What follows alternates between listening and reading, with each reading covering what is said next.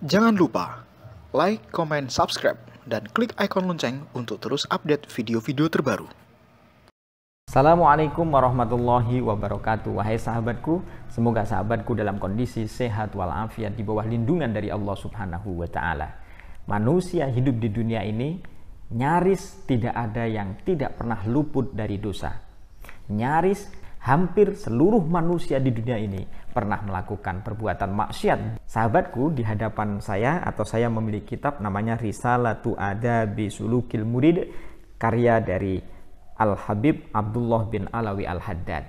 Kitab ini menurut saya adalah penting untuk saya baca, dan barangkali sahabat bisa juga mendapatkan manfaat terhadap apa yang saya baca itu. Misalnya pada halaman 12.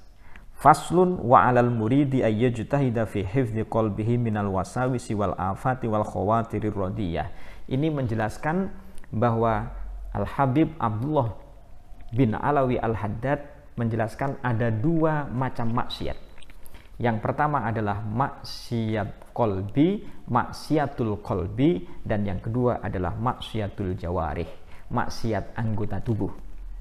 Maksiat hati dijelaskan oleh Abdullah bin Alawi Al-Haddad, maksiat hati itu lebih jelek, lebih buruk daripada maksiat anggota tubuh, jawarih. Wala yasluhu al-qalbu linuzuli ma'rifatillahi wa mahabbatihi ta'ala illa ba'da takhalli anha wa takhallusi minha. Bahwa hati itu tidak akan mengenal Allah Subhanahu wa Ta'ala dan tidak akan turun cinta kepada Allah Subhanahu wa Ta'ala kecuali setelah hati itu sepi dan hati itu dibersihkan dari penyakit-penyakit hati itu. Apa yang pertama? Yang pertama adalah wa min afhashiha al-kibru, yaitu takabur. Penyakit hati itu sombong. Sombong ini memang kadangkala menyelinap hati kita ini. Sombong, punya ilmu banyak, sombong, gampang menyalahkan orang lain. Ketika melihat orang lain berbuat salah sedikit, dihina macam-macam seolah-olah dirinya tidak pernah salah. Ketika ada orang lain terpeleset lisannya dalam menyampaikan sesuatu, dihina seolah-olah dirinya tidak pernah salah. Nah, itu seringkali orang sombong. Sombong karena dirinya berpendidikan, sehingga ketika ada orang lain yang tidak mengetahui ilmu agama, dihina mati-matian, dibodoh-bodohkan, digoblok-goblokkan. Nah, ini bahaya juga ini. Suka membodoh-bodohkan orang, suka menggoblok-goblokkan orang, suka mengatakan orang tidak paham dan lain sebagainya. Andaikan Allah mencabut ilmu dari seseorang yang suka menggoblokkan orang lain itu, lalu Allah memberikan hidayah kepada orang yang digoblokkan itu menjadi lebih pintar, dia memiliki semangat untuk belajar, maka dia akan menjadi orang alim juga. Al-kibru namanya takabur, sombong. Yang kedua adalah ar-riya. Apa itu riya? Riya itu adalah keinginan dia semangat melakukan sesuatu karena dia ingin dilihat oleh orang lain. Namanya riya. Kalau sum'ah, dia melakukan sesuatu supaya orang lain mendengar. Dia bahagia supaya orang lain mendengarkan terhadap apa yang dia lakukan. Riya supaya orang lain, kalau ada mertuanya ada, dia semangat ibadahnya. Tapi kalau tidak ada orang yang melihat, dia aras-arasan ibadahnya. Itu namanya riya. Yang ketiga adalah wal hasadu, hasud. Jadi al-kibru warriya'u wal hasadu. Pertama, takabur atau sombong. Kemudian warriya'u, riya, pamer. Dan yang ketiga wal hasadu, yaitu hasud atau hasad. Apa itu yang disebut dengan hasud? Hasud itu adalah suka melihat orang lain menderita, bahagia melihat orang lain menderita, dan dia menderita ketika misalnya orang lain itu bahagia. Jadi dia suka kalau temannya itu menderita. Sementara pada sisi yang lain dia menderita kalau temannya itu bahagia. Jadi berbanding terbalik, itu namanya hasud. Coba kita dengarkan apa kata Al-Habib Abdullah bin Alawi Al-Haddad. Fal kibru yadullu min sahibihi ala ghayatil hamaqah. Bahwa takabur, sombong itu menunjukkan bahwa orang yang sombong itu puncak kebodohan. Kenapa kok puncak kebodohan? Maksudnya adalah dia tidak sadar bahwa apa yang dia punya, apa yang dia miliki itu sebenarnya adalah pemberian dari Allah Subhanahu wa Ta'ala. Ketika Allah Subhanahu wa Ta'ala itu mencabutnya, maka dia tidak bisa lagi sombong. Orang memiliki kekayaan, tapi tiba-tiba Allah memberikan penyakit kepada dia, maka penyakitnya itu diobati sampai kemana-mana menghabiskan hartanya, maka kekayaannya akan hilang. Orang memiliki ilmu pengetahuan yang tinggi, dia hafal banyak kitab misalnya, hafal banyak buku, suatu saat Allah menjadikan dia stroke misalnya, penyakit stroke, maka yang terjadi hilang semuanya, apa yang dihafal jadi hilang. Dia memiliki popularitas, lalu Allah ingin menunjukkan aibnya kepada dia, maka lalu orang mengerti terhadap aib dia, maka tidak ada lagi orang yang mengundang dia. Awalnya dia dipuja-puja oleh banyak orang, ketika dia dipuja-puja oleh banyak orang karena Allah menutupi terhadap aib yang dia miliki. Coba kalau misalnya Allah membuka aib, maka orang akan mengerti terhadap apa yang dia kurangi itu, aib yang dia punya itu, dan orang mengerti, maka orang tidak lagi menghargai dia. Banyak kejadian-kejadian yang menjelaskan, yang menunjukkan kepada kita awalnya orang itu dihargai oleh banyak orang, tiba-tiba penghargaan itu menjadi sirna karena Allah menunjukkan cacatnya, Allah menunjukkan aib itu.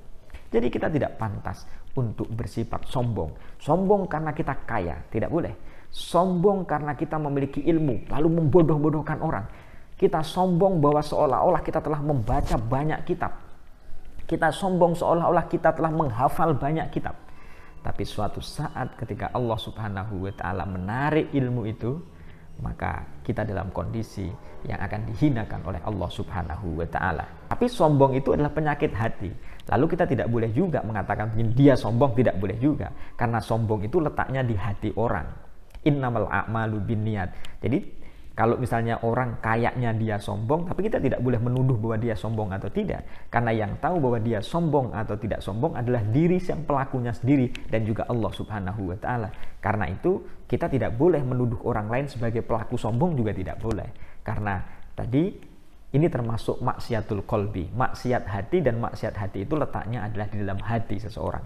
Coba bagaimana Al-Habib Abdullah bin Alawi Al-Haddad mengatakan dalam kitab ini, wa kaifa yaliqut takabburu mimma ya'lamu annahu makhlukun min nutfatin madhiratin wa 'alal qurbi yasiru jifatan qadiratan.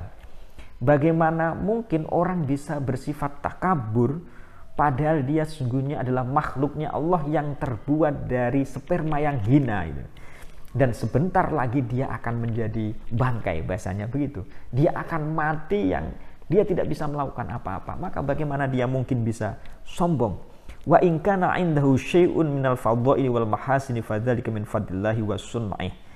Maka kalau dia memiliki sesuatu, sesungguhnya sesuatu itu adalah dari Allah Subhanahu wa ta'ala. Kalau dia punya kelebihan, kelebihan itu dari Allah. Allah gampang saja mencabutnya. Gampang sekali. Kita pakai mobil mewah, tiba-tiba tabrakan, jatuh, habis kita. Masya Allah. Jadi yang berhak takabur itulah adalah Allah Subhanahu wa ta'ala. Li'annal kibra min sifatillahil jabbaril mutakabbir. Karena yang berhak untuk sombong itu hanya Allah Subhanahu wa ta'ala. Makhluk tidak boleh. Itu yang pertama, sifat penyakit hati yang sangat bahaya. Kemudian yang kedua adalah wa ammar riya'u fayadullu ala khuluwi qalbil mura'i min azamatillahi wa ijlalihi li'annahu yatasanna'u wa yatazayyanu lil makhluqina wa la yaqna'u bi ilmillahi rabbil alamin. Dan orang yang bersifat riya, orang yang riya itu dia tidak menyadari karena dia menggantungkan sesuatu kepada makhluknya Allah, yang makhluknya Allah itu sebenarnya diciptakan oleh Allah. Itu kan salah. Orang kok pamer kepada orang lain yang orang lain itu tidak punya kekuasaan apapun. Seharusnya dia beribadah kepada orang, kepada Tuhan orang itu, yaitu Allah gitu. Jadi itu karena pandangan orang itu yang dia sepi dari keagungannya Allah Subhanahu wa ta'ala. Misalnya saya riya, saya menjadi semangat karena gara-gara mertua misalnya. Lu mertua ini kan tidak punya kekuatan apapun. Kenapa kita harus pamer semangat gara-gara mertua? Tidak. Kita harus semangat harusnya kepada pencipta dari mertua itu. Siapa? Allah Subhanahu wa ta'ala. Itulah sebabnya kenapa Al-Habib Abdullah bin Alawi Al-Haddad mengatakan fayadullu ala khuluwi qalbil mura'i min azumatillahi wa ijlali. Itu menunjukkan bahwa orang yang riya itu hatinya sepi dari keagungan Allah Subhanahu wa ta'ala. Kemudian sifat yang ketiga. Sifat yang ketiga yang jelek lagi adalah al-hasud, tadi itu hasad. Wa ammal hasadu fahuwa mu'adatun lillahi zahiratun wa munaza'atun lahu fi mulkihi bayyinatun. Li'annahu subhanahu idza an'ama ala ba'di ibadi bi ni'matin fala syakka annahu muridun lidzalika wa mukhtarun lahu itsla mukriha lahu ta'ala. Bahwa kalau misalnya ada orang lain yang mendapatkan rizki, itu kan rizki yang diberikan oleh Allah subhanahu wa ta'ala untuk orang itu ya. Sehingga kalau misalnya kita benci kepada orang yang mendapatkan nikmat, hakikatnya kita membenci kepada sang pemberi nikmat itu. Yang memberi nikmat siapa? Allah subhanahu wa ta'ala. Karena itu biasanya kata Al-Habib Abdullah Ali Al-Haddad, biasanya hasad itu karena persoalan umurid dunia, persoalan-persoalan dunia, kal jahi, seperti pangkat, jabatan, wal mali, dan harta. Kita ada temannya mendapatkan jabatan, kita iri. Temannya itu pangkatnya diturunkan, kita bahagia. Juga wal mal, al jahi wal mal. Kadang karena pangkat orang lain kita menjadi iri, kita bermusuhan dengan teman kita yang lain. Satu kantor, dia kenapa jabatannya lebih tinggi sementara kita tidak. Kita kerjanya sama, kenapa hartanya dia lebih bagus. Sawahnya sama, tapi kenapa dia mendapatkan hasil yang lebih banyak, hartanya lebih banyak. Itu namanya hasud. Dan Allah subhanahu wa ta'ala melalui nabinya Nabi Muhammad SAW ada yang dibolehkan iri, tapi namanya ghibthah. Apa itu di sini sebutkan waqad yakunu ala umuril akhirati, dan hasud itu boleh, tapi namanya ghibthah tadi dalam perkara akhirat. Seperti apa? Kal ilmi wassalah, seperti ilmu dan untuk hal-hal yang kebaikan. Jadi kalau ada orang yang memiliki ilmu pengetahuan lalu dia mengamalkan ilmunya, maka kita harus iri. Supaya kita rajin belajar, kita mencari ilmu pengetahuan lalu mengamalkan ilmunya itu, maka iri dalam hal ilmu pengetahuan boleh, karena itu mendorong kita untuk semangat dalam mencari ilmu dan juga beribadah. Wassolahi, dan hal kebaikan. Contohnya apa? Contohnya adalah orang yang memiliki harta kekayaan lalu kemudian harta itu difungsikan, digunakan untuk jalan Allah subhanahu wa ta'ala, fisabilillah, nyumbang masjid, untuk membangun yayasan yatim piatu, untuk pembangunan masyarakat, untuk pembangunan masyarakat umum, untuk kemaslahatan umum, itu baru kita iri. Jadi kalau misalnya ada orang punya ilmu kaya, itu betul harus iri, benar ini. Orang punya ilmu, kemudian dia mengamalkan ilmunya, kaya lagi. Sudah kaya, dia mengamalkan, mengeluarkan hartanya untuk kepentingan Allah subhanahu wa ta'ala. Sedekahnya banyak, zakatnya banyak. Itu kita harus iri. Tapi kalau untuk al-jah wal mal, jangan iri. Tapi irilah dalam dua hal, yaitu orang yang memiliki ilmu pengetahuan lalu mengamalkan ilmunya, dan orang yang memiliki harta kekayaan lalu harta itu digunakan untuk jalan Allah subhanahu wa ta'ala. Dan kalau misalnya itu yang dilakukan, maka sungguh baik. Berarti hakikatnya Islam itu mengajarkan kepada umatnya untuk berilmu sekaligus kaya. Dengan ilmu dia bisa memanfaatkan kekayaan, dan dengan kaya dia bisa memintarkan masyarakat Islam ini supaya berilmu. Wah, itu jadi memiliki ilmu pengetahuan yang diamalkan, pintar dan kaya, luar biasa. Jadi sahabatku, penyakit yang paling berbahaya adalah penyakit hati. Takabur, riya, hasud. Gara-gara hasud bisa muncul permusuhan, bisa muncul perseteruan antar tetangga. Gara-gara hasud, hasad bisa menimbulkan konflik antara keluarga, antar anak yang satu dengan anaknya yang lain. Bisa masalah.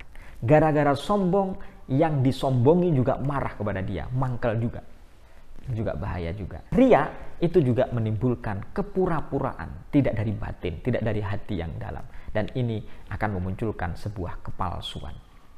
Sahabatku, semoga ini bermanfaat. Wallahu a'lam bishawab wa ilaihil marji'u wal ma'ab. Assalamualaikum warahmatullahi wabarakatuh.